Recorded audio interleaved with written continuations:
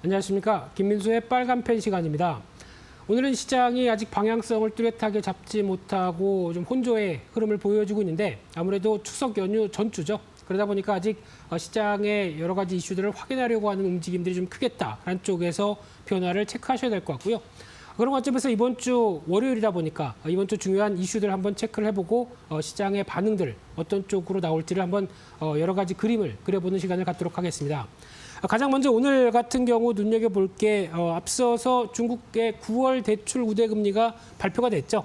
LPR이라고 하는 부분들 거의 동결로 발표했습니다. 지금 중국이 시장을 바라보는 입장은 유동성을 지금 충분히 공급하는 게 아니라 어떻게 보면 지금 경기가 살아나고 있다는 관점들의 지표들이 속속 나오다 보니까 일단 더 과열로 이끌어지지 않겠다는 관점들이 뚜렷하죠. 그러다 보니까 유동성은 일단 유지, 거기다가 계속 재정정책 중심으로 강화를 시키겠다라는 입장들이 계속 보여지고 있다는 관점 쪽에서 아마 앞으로도 이 대출 우대금리 관련된 금리 쪽은 크게 변화가 없는 쪽으로 나오지 않을까라는 쪽에서 눈여겨보셔야 될 것 같고요. 또 하나는 지금 좀 가파르게 움직이고 있는 위안화의 강세죠. 이쪽도 같이 지켜보면서 금리의 변동 동향들 확인해야 될 걸로 보여지고 있는데요. 또 하나 두 번째 오늘 BBC라고 하는 뭐 방송사 이름이 아닙니다. 영국 방송사 이름이 아니고요. BBC라고 하는 칫솔모 제조업체, 특히 미세모라고 그러죠. 이쪽에서 어느 정도 강점이 있고 진동 칫솔에 강점이 있는 회사인데 시장에 신규 상장이 됐는데 시장에 큰 관심이 별로 없습니다. 그런 쪽에서 어떤 아직 이 회사에 대한 뭐 가치나 이런 부분들에 대해서 신규 상장 외에는 아직 그렇게 뚜렷하게 변화가 없다는 점 일단 눈여겨볼 수 있을 것 같고요. 이번 주에 IPO 종목들이 매일 한 개씩 들어옵니다. 그중에서 조금 이따 말씀드릴 그래도 관심 있는 종목들이 있다라는 쪽에서 포인트를 맞춰보셨으면 좋겠고요. 그와 함께 또 내일 9월 22일 화요일 날 같은 경우는 한국의 8월 관광 통계 그리고 또 8월 생산자 물가지수 주목하셔서 보셔야 될 것 같은데 아마 생산자 물가지수는 반등 쪽으로 살짝 턴하지 않을까라는 관점 쪽에서 최근에 그래도 9월 달에 나오는 수출 지표들 어제까지 발표됐었죠. 20일까지 지표를 보게 되면 살짝 그래도 플러스권의 희망이 보인다라는 관점 쪽에서 생산자 물가지수는 기대감이 높을 수는 있는데 또 하지만 여기서 부정적인 쪽은 이번에 8월 말에 이어졌던 또 2차 코로나19의 팬데믹 대유행 쪽에 대한 부담감들이 작용하게 되면 이에 따른 지표들은 단기적으로 좀 힘들지 않을까도 같이 연관돼서 약간 어떤 연장선상으로 보셔야 될 것 같고요. 여기서 중요한 게 이제 관광 통계 관련된 부분들을 오랜만에 한번 체크를 해보게 되면요. 일단 지금 기조로 봤었을 때 가장 중요한 게 면세점 매출 추이와 함께 연결을 시켜보게 되면 별로 기대감이 없는 건 다 아실이라고 생각됩니다. 거의 뭐 90%대 이상 급락을 한 충격 쪽에서 회복을 하느냐 여부가 중요한데 근데 살짝 보시게 되면 회복을 하기 시작합니다. 특히 이제 호텔 신라의 면세점 매출과 함께 같이 나오는 여러 가지 동향을 보게 되면 살짝 변화가 나온다는 얘기는 면세점 자체적으로 봤었을 때 일단 외국인 관광객이 들어와서 면세점 매출이 나오는 것은 제한적이죠. 하지만 지금 최근에 나오고 있는 변화를 보게 되면 온라인 쪽이라든가 또 이제 다이공과 관련된 쪽에서 매출이 조금씩 회복되고 있다라는 관점 쪽으로 보게 되면 일단 최악의 상황은 벗어났다는 쪽에 무게를 둘 수 있을 것 같습니다. 그래서 가끔씩 주가도 움직이고 있는데 이게 다가 돼서는 아니겠죠. 특히 의미 있는 실적에 대한 변화의 어떤 기폭제가 뭐가 될 것이냐라는 부분들을 봤을 때는 아직까지는 본격적으로 투자하기는 좀 이르다. 하지만 서서히 회복세가 나오고 있다는 관점들도 눈여겨보시면서 앞으로의 이제 관광 통계나 이 면세점 관련된 쪽의 동향들, 즉 중국 소비재와 연결될 수 있는 여러 가지 부분들이겠죠. 이쪽에 대한 흐름들은 계속 추적해보자. 이렇게 말씀드리겠고요.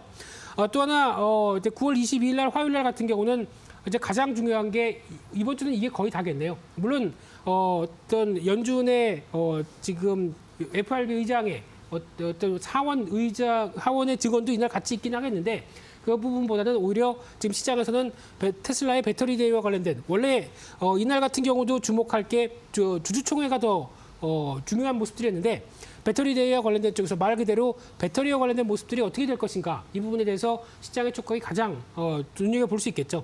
그래서 지금 여파와 관련된 쪽으로 봤을 때 지금 두 가지로 보시면 될 것 같습니다. 첫 번째는 2차 전지 관련된 기술, 배터리 기술을 무엇을 보여줄 것인가 라는 부분들과 함께 두 번째는 배터리 내재화 여부죠. 이 두 가지가 가장 큰 핵심적인 흐름이겠다라고 하게 되면 결론적으로 말씀드리게 되면 저는 국내 2차 전지 관련된 회사들한테 영향력이 있다고 봅니다. 그렇기 때문에 변동성이 커질 수 있기 때문에 관련된 2차 전지주를 갖고 계신다고 하게 되면 소폭 비중을 줄여놓으시면서 이 배터리 데이를 바라보시는 게 좋겠다. 이렇게 말씀드리고 싶고요.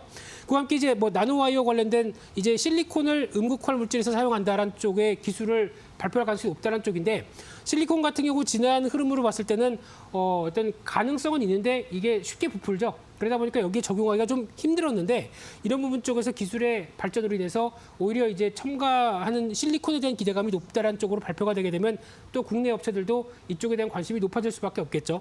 또 하나 지금 맥스웰이라는 회사를 인수를 했는데 이 회사를 인수한 배경이 뭐냐라고 봤을 때는 아무래도 2차 전지를 내재화하는 쪽으로 갈 수 있다는 쪽에 대한 자신감을 좀 보여줄 수 있겠다는 쪽으로 보게 되면 지금까지는 단순하게 습식 전극 코팅이었는데 이제 건식 쪽으로 바뀐다라는 관점뿐만 아니라 이 회사가 테슬라에서 할 수 있는 역할에 대해서 앞으로 장기적인 변화가 나온다라고 하게 되면 국내 배터리 업체 쪽에서도 약간 부담이 가겠죠. 게다가 더 중요한 게 이 CATL과의 관계입니다.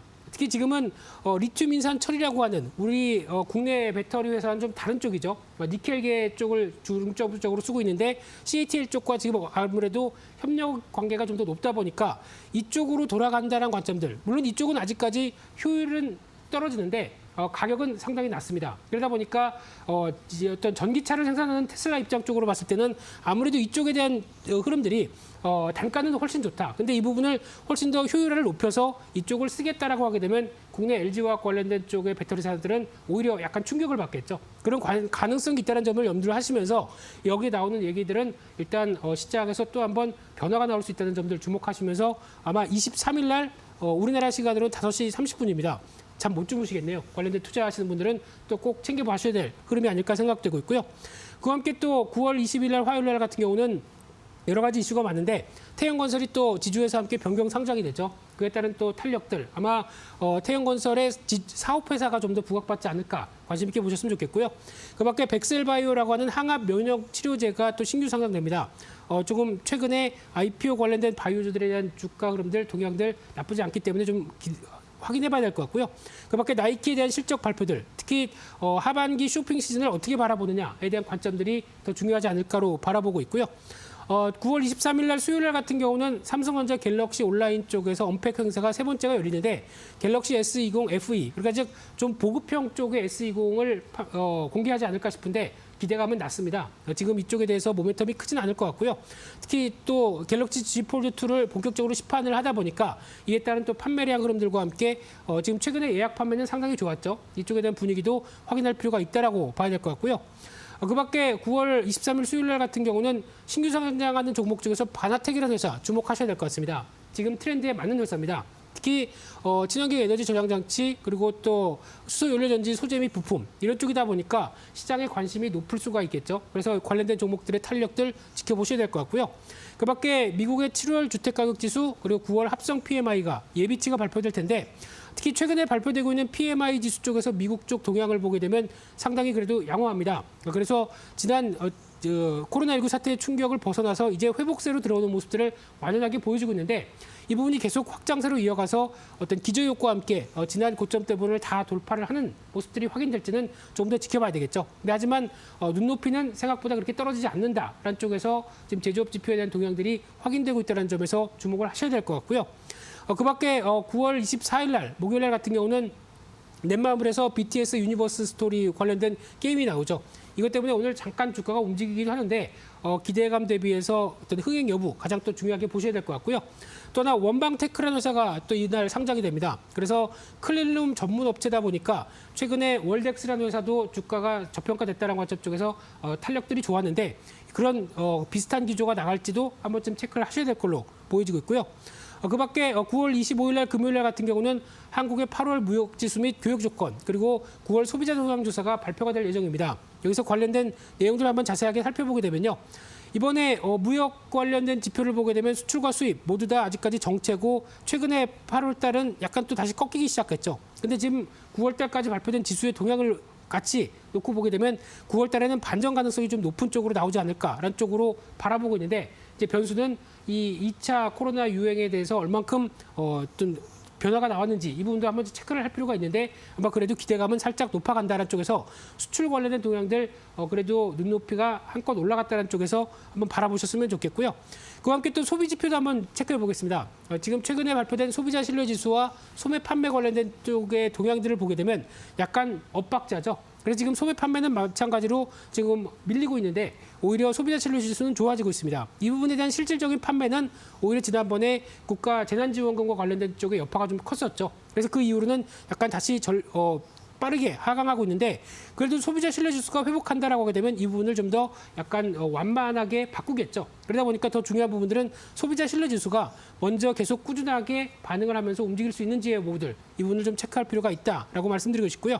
그밖에 같은 금요일 날 미국의 8월 내구재 주문이 발표되는데 최근에 발표되는 미국 지표들 그렇게 나쁘지 않다는 관점 쪽에서 연장선상으로 나오지 않을까라는 쪽도 한 번쯤 생각할 필요가 있다. 이렇게 말씀드리도록 하겠습니다. 그래서 이번 주 여러 가지 이슈들을 말씀드렸는데 그래도 IPO 종목들이 좀 꾸준하다는 점 그리고 또 테슬라의 배터리 대여 관련된 시장의 변동성들 한번 체크할 필요가 있다는 쪽에서 주목을 하셔야 될 걸로 보여지고 있습니다. 오늘 준비한 내용 여기까지 해서 말씀드렸고요. 또 다음 시간에 찾아뵙도록 하겠습니다. 감사합니다.